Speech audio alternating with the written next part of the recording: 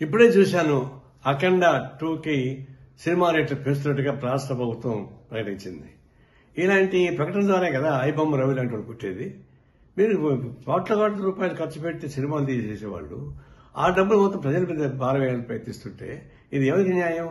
కాబట్టి ఇంకా ఈ విలువైన కాస్ట్లీగా ఉన్న సినిమాను చూడడానికి ఇష్టమైన ప్రజానీకం ఐబొమ్మ రవి లాంటి వాడు చేసిన సినిమాలు చూస్తున్నారు. మీరే కదా సూచిస్తున్నారు.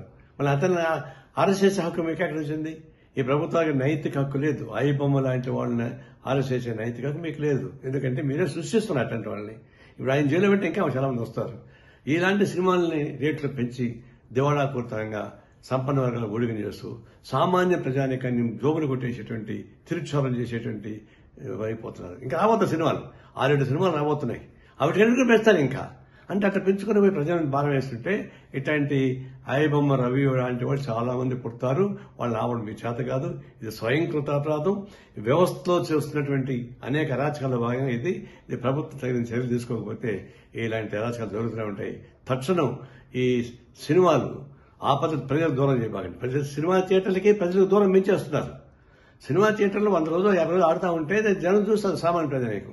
మీరు 3 రోజులు మొత్తం డబ్బులు వారుకున్న తర్వాత అది ఎవరు చూస్తారు? అంటే సినిమా థియేటర్లకి ప్రజానీకానికి దూరం చేస్తున్నారు. కళామతలకి ప్రజలకు దూరం చేస్తున్నారు.